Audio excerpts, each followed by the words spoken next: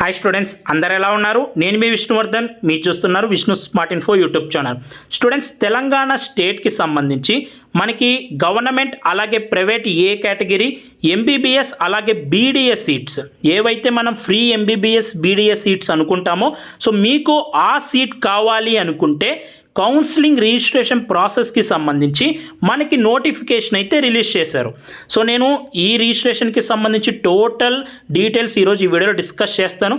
అయితే ఎవరు తెలంగాణ స్టేట్కి ఎలిజిబుల్? సో ఏపీ వాళ్ళు తెలంగాణలో అప్లై చేసుకోవచ్చా?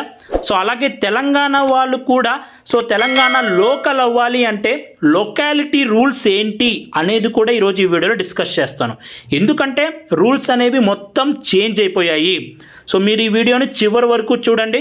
సో ఏ డాక్యుమెంట్స్ అవసరం అవుతాయి, రూల్స్ అండ్ రెగ్యులేషన్స్కి సంబంధించి ఈరోజు ఈ వీడియోలో డిస్కస్ చేస్తాను.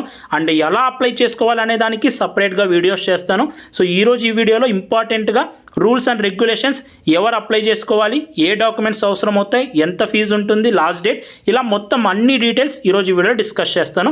సో ఈ వీడియోని స్కిప్ చేయొద్దు, చివరి వరకు చూడండి, జాగ్రత్తగా వినండి. అండ్ కౌన్సిలింగ్ ప్రాసెస్ అనేది స్టార్ట్ అయిపోయింది కాబట్టి సో మీకు కనుక పర్సనల్ గైడెన్స్ కావాలి అనుకుంటే మన మెంటర్షిప్ ప్రోగ్రాంలో జాయిన్ అవ్వచ్చు. Till last round of counselling వరకు ప్రతి ఒక్క అప్డేట్, సో అలాగే మీ మార్క్స్ ప్రకారం ప్రయారిటీ లిస్ట్, అలాగే నెక్స్ట్ ఏం మీకు డౌట్స్ ఉన్నా కూడా నాకు కాల్ చేయొచ్చు. సో ఇంట్రెస్ట్ ఉన్న వాళ్ళు స్క్రీన్ మీద కనిపిస్తున్న ఈ నెంబర్కి తొందరగా అయితే జాయిన్ అయిపోండి. ఎందుకంటే కౌన్సిలింగ్ ప్రాసెస్ స్టార్టింగ్ నుంచి మీరు కనుక ఉంటే సో నేను మీకు లాస్ట్ వరకు గైడెన్స్ చేస్తాను. మళ్ళీ మీరు మధ్యలో కనుక జాయిన్ అవుతే ఏమైనా మిస్టేక్ చేస్తే కరెక్ట్ చేసుకోవడానికి కుదరదు. కాబట్టి సో కౌన్సిలింగ్ స్టార్టింగ్ నుంచే మీరు గైడెన్స్ కావాలి అనుకుంటే ఇప్పుడే జాయిన్ అయిపోండి సో మన మెంటర్షిప్ ప్రోగ్రాంలో. అంటే నెక్స్ట్ థింగ్ చూస్తే, ఇప్పుడు ఇది వన్ టైం రిజిస్ట్రేషన్ ప్రాసెస్.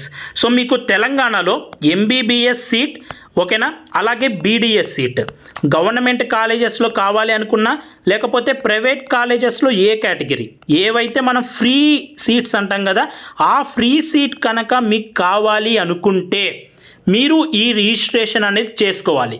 ఇది వన్ టైం రిజిస్ట్రేషన్ ప్రాసెస్, అంటే ఒక్కసారి మాత్రమే టైం ఇస్తారు, మీరు ఈలోపు అప్లై చేసుకోవాలి. ఎప్పటి నుంచి స్టార్ట్ అవుతుందంటే 4th ఆగస్ట్ నుంచి స్టార్ట్ అవుతుంది, మార్నింగ్ 6 AM నుంచి. లాస్ట్ డేట్ వచ్చేసి 13th ఆగస్ట్ ఈవినింగ్ 6 PM వరకే. సో ఎవరైతే 13th ఆగస్ట్ ఈవినింగ్ 6 PM లోపు అప్లై చేస్తారో వాళ్ళకి మాత్రమే సో ఎలిజిబిలిటీ ఉంటుంది ఈ ఇయర్ ఎంబీబీఎస్కి కానీ బీడీఎస్కి కానీ ఫ్రీ సీట్కి. కాబట్టి 13th ఆగస్ట్ లోపు మీరు అప్లై చేసుకోవాలి. లాస్ట్ డేట్ గుర్తుపెట్టుకోండి. ఇది one time registration process.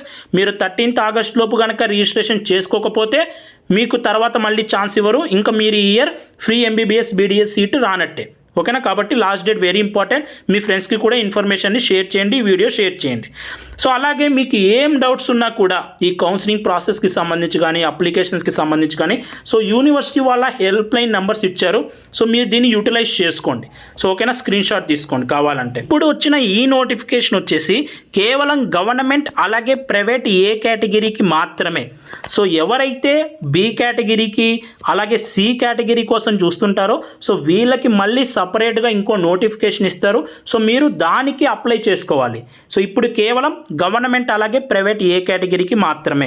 So మీరు గవర్నమెంట్ ప్రైవేట్ ఏ కేటగిరీకి అప్లై చేయాలి అంటే సో ఈ అప్లికేషన్ ప్రాసెస్ పెట్టుకోండి. సో ఒకవేళ మీరు ఫ్యూచర్లో మేనేజ్మెంట్ కోటాకి అప్లై చేయాలనుకుంటే బీ క్యాట్ సి క్యాట్కి సో అది కూడా అప్లై చేసుకోవచ్చు. రెండు అప్లికేషన్స్ కూడా పెట్టుకోవచ్చు, కానీ రెండింటికి అప్లికేషన్ ప్రాసెస్ డిఫరెంట్గా ఉంటుంది. ప్రెజెంట్ అయితే కేవలం గవర్నమెంట్ అలాగే ప్రైవేట్ ఏ కేటగిరీ ఏవైతే ఫ్రీ సీట్స్ అనుకుంటామో వాటికి మాత్రమే. అండ్ నెక్స్ట్ థింగ్ అందరికీ డౌట్స్ వచ్చేసి లొకాలిటీ రూల్స్. ఈ ఇయర్ తెలంగాణలో లొకాలిటీ రూల్స్ అనేవి చేంజ్ అయ్యాయి. సో నాకు తెలిసిన ఒక పర్సన్ని నేను అడిగినప్పుడు సో ఈ ప్రాస్పెక్టస్ రిలీజ్ చేసిన తర్వాత సో నాకు తెలిసిన వాళ్ళని కనుక్కున్నాను, అలాగే నేను చదివాను ఈ రూల్స్. ఈ రూల్స్ ప్రకారం ఏంటంటే 9th class, 10th class, 11th class, 12th class ఈ 4 క్లాసెస్ మ్యాండేటరీగా మీరు తెలంగాణలో చదివుంటే మీరు తెలంగాణకి లోకల్ కింద ఎలిజిబుల్ అవుతారు, ఓకేనా. 9th క్లాస్ మీరు తెలంగాణలోనే చదివి ఉండాలి మ్యాండేటరీగా. 10th క్లాస్ మీరు తెలంగాణలోనే చదివి ఉండాలి. Intermediate first year, intermediate second year మీరు తెలంగాణలో చదివి ఉండాలి. ఈ 4 years మీరు తెలంగాణలో చదివింటే మాత్రమే మీరు ఈ తెలంగాణ లోకల్ కోటాకి ఎలిజిబుల్ అవుతారు, ఓకేనా. ఫస్ట్ ఇది. అలాగే నెక్స్ట్ ఇంకొకటి వీళ్ళు ఇక్కడ ఇచ్చిన దాని ప్రకారం ఏంటంటే నాకు అర్థమైంది చెప్తాను చూడండి. సో మీరు 12th క్లాస్ అనేది ఇక్కడ క్వాలిఫైయింగ్ ఎగ్జామినేషన్. ఈ 12th క్లాస్ మీది ఫర్ ఎగ్జాంపుల్ 2024లో అయిపోయింది, లేకపోతే 2023లో అయిపోయింది అనుకుందాం. సో 2023లో మీది ఈ 12th క్లాస్ కనుక తెలంగాణలో అయిపోయింటే ఈ 2023 నుంచి లాస్ట్ 4 ఇయర్స్, అంటే కొద్దిమందికి మధ్యలో గ్యాప్స్ వస్తాయి కదా, అంటే ఇప్పుడు ఎప్పుడో 10th క్లాస్ చదివి తర్వాత కొద్ది రోజులు గ్యాప్ వచ్చి తర్వాత ఇంటర్మీడియట్ చదివి ఉంటారు కదా. సో అలాంటి క్యాండిడేట్స్కి ఏంటంటే, సో మీరు ఎప్పుడైతే ఇంటర్మీడియట్ సెకండ్ ఇయర్ చదివి ఉంటారో ఇంటర్మీడియట్ సెకండ్ ఇయర్ నుంచి లాస్ట్ 4 ఇయర్స్ కనుక మీరు తెలంగాణలో చదివి ఉంటే మీరు తెలంగాణ లోకల్ కిందికి ఎలిజిబుల్ అవుతారు. ఓవరాల్గా చెప్తున్నాను, మెజారిటీ కేసులో చెప్తున్నాను. 9th 10th 11th 12th ఈ 4 క్లాసెస్ తెలంగాణలో చదివింటే వాళ్ళు మాత్రమే సో ఎలిజిబుల్ అవుతారు తెలంగాణ లోకల్ కోట కిందికి. అన్న మరి నాన్ లోకల్ కోట అన్న అంటే అస్సలు నాన్ లోకల్ కోట అనేది లేదు తెలంగాణలో. సో నేను అడిగి కనుక్కున్నంత వరకు, ఈ ప్రాస్పెక్టస్ చూసినంత వరకు తెలంగాణలో నాన్ లోకల్ కోట అనేది లేదు. తెలంగాణలో కేవలం లోకల్ కోట మాత్రమే ఉంది, అసలు నాన్ లోకల్ కోట అంటూ లేదు. అంటే ఎవరైతే ఈ 4 క్లాసెస్ తెలంగాణలో చదువుకోకుండా ఉంటారో, మీరు 9th క్లాస్ చదువుకోకపోయినా నాట్ ఎలిజిబుల్, 10th క్లాస్ చదువుకోకపోయినా నాట్ ఎలిజిబుల్, 11th 12th చదువుకోకపోయినా నాట్ ఎలిజిబుల్. ఇప్పుడు ఫర్ ఎగ్జాంపుల్ 1 to 10 తెలంగాణలో చదివి మీరు 11 12 ఏపీలో చదివారనుకోండి నాట్ ఎలిజిబుల్, కర్ణాటకలో చదివారనుకోండి నాట్ ఎలిజిబుల్. ఓకేనా, గుర్తుపెట్టుకోండి. 9th 10th 11th 12th మ్యాండేటరీగా తెలంగాణలోనే చదువు ఉండాలి. ఓకేనా, ఇది ఫస్ట్ గుర్తుపెట్టుకోండి. ఇంకా నెక్స్ట్ ఇంకొక కేసు ఉంటుంది. ఇప్పుడు ఫర్ ఎగ్జాంపుల్ పేరెంట్స్ గనక 10 years గనక ఉంటే తెలంగాణలో సో నాన్ లోకల్ కోటా కింద అప్లై చేసుకోవచ్చు అని మనం ముందు డిస్కస్ చేసుకున్నాం. అంటే ప్రీవియస్గా ఈ రూల్ అనేది ఉండేది, కానీ ఇప్పుడు ఈ రూల్ కూడా లేదు. ఓకేనా, మీకు అర్థమవుతుంది కదా. అంటే ఒకవేళ ఎంప్లాయీస్ ఎవరన్నా ఉండి సో వాళ్ళకి ఎంప్లాయ్మెంట్ ద్వారా వేరే స్టేట్లో జాబ్ వచ్చి ఉంటే వాళ్ళు 10 years తెలంగాణలో ఉన్నా కూడా ఇప్పుడు నాట్ ఎలిజిబుల్, అసలు అప్లికేషన్ పెట్టుకోవడానికే నాట్ ఎలిజిబుల్. సో ఒక్కటే ఒక రూలు, ఒక్కటే ఒకటి ఉంటుంది, లోకల్ కోటా ఒక్కటే, నాన్ లోకల్ కోటా అంటూ లేదు.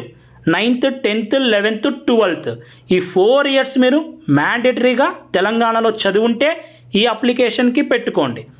సో ఈ 4 yearsలో మీరు కనుక చదవకపోతే మీరు ఇంకా ఈ అప్లికేషన్ పెట్టుకోవడానికి కూడా నాట్ ఎలిజిబుల్. అండ్ అలాగే ఇంకో కేసు చెప్పాను కదా, ఒకవేళ 12th క్లాస్ మీది 2024లో కానీ ఎప్పుడైనా కంప్లీట్ అయింది అనుకోండి, ఏ ఇయర్లో అయినా సరే, మీరు కొద్దిమంది లాంగ్ టర్మ్ తీసుకున్న వాళ్ళు ఉంటారు, మీ యొక్క క్లాస్ 12 కంప్లీట్ అయిన ఇయర్ నుంచి లాస్ట్ 4 years మీరు క్యాండిడేట్ ఎవరైతే తెలంగాణలో మీరు ఒకవేళ చదవకపోయినా మీరు 12th క్లాస్ చదివిన ఇయర్ నుంచి లాస్ట్ 4 years కనుక తెలంగాణలో ఉంటే చాలు. ఓకేనా, సో మళ్ళీ క్లారిటీగా ఇంకొకసారి చెప్తాను వినండి. 9th 10th 11th 12th ఈ 4 క్లాసెస్ తెలంగాణలో చదివి ఉండాలి. ఓకేనా, ఈ 4 క్లాసెస్ తెలంగాణలో చదివింటే మీరు తెలంగాణ లోకల్ కిందకి వస్తారు, మీరు అప్లై చేసేసుకోవచ్చు. అలాగే నెక్స్ట్ 12th క్లాస్ మీరు తెలంగాణలో చదివి ఉండి లాస్ట్ 4 years కనుక మీరు ఒకవేళ చదవకుండా ఉంటే ఏ యొక్క ఎడ్యుకేషనల్ ఇన్స్టిట్యూషన్స్లో, కానీ మీరు తెలంగాణలోనే ఉంటే, అంటే ఏ ఎడ్యుకేషన్ ఇన్స్టిట్యూషన్స్లో మీరు చదవకుండా ఏదో ఒక బ్రేక్ తీసుకొని ఉంటే, కానీ 12th క్లాస్ కంప్లీట్ అయిన ఇయర్ నుంచి లాస్ట్ 4 years కన్సిక్యూటివ్గా అలా 4 years కనుక మీరు తెలంగాణలో ఉంటే మీరు రెసిడెన్స్ సర్టిఫికేట్ అనేది అప్లై చేసుకొని మీరు అప్లై చేసుకోవచ్చు స్టూడెంట్. ఓకేనా, ఇది తెలంగాణలో నాన్ లోకల్ కోటా అనేది లేదు అని సో నేను విన్నాను, సో నేను అడిగి తెలుసుకున్నాను.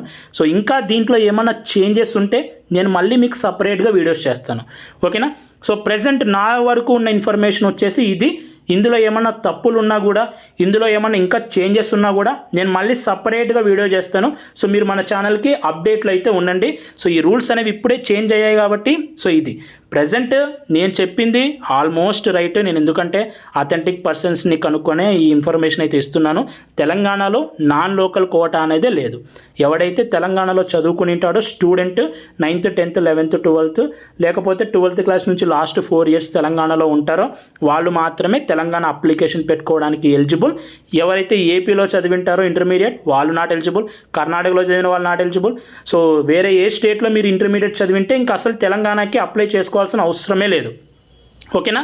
సో మీరు ఇంటర్మీడియట్ అనేది తెలంగాణలో చదువుకుంటే మీరు ఇంకా నాట్ ఎలిజిబుల్.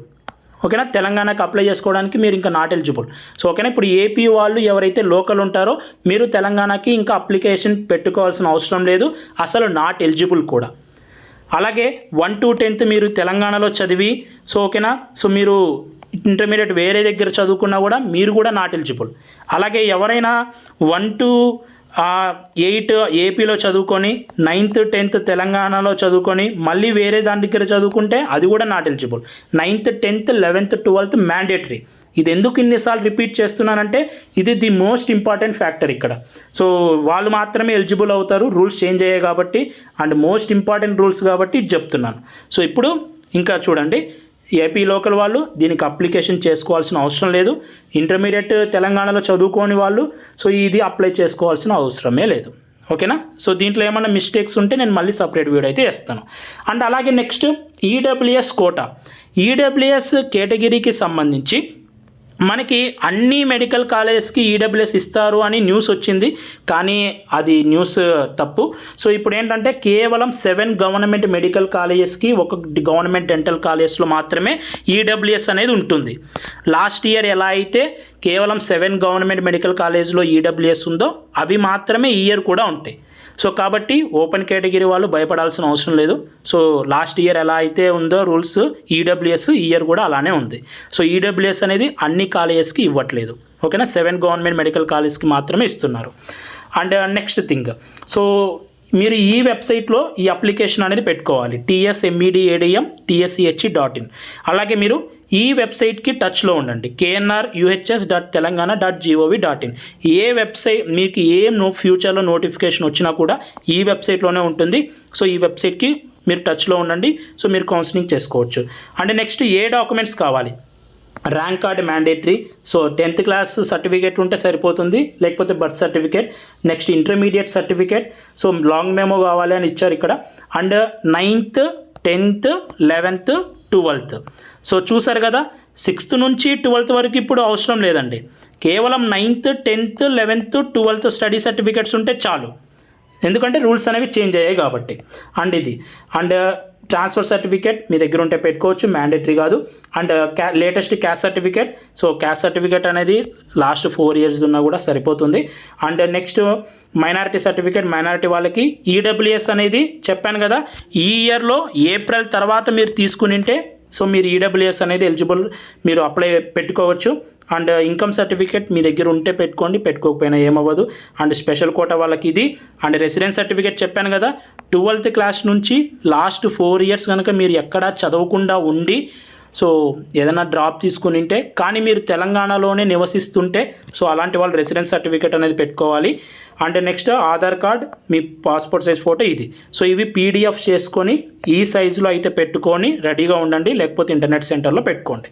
అండ్ నెక్స్ట్ ఈ అప్లికేషన్ ప్రాసెస్ పెట్టుకోవడానికి ఫీ వచ్చేసి 3,500 rupees for OC and BC, 2,900 for SC and ST candidates. And ఇది రెసిడెన్స్ సర్టిఫికేట్కి సంబంధించి ఇది.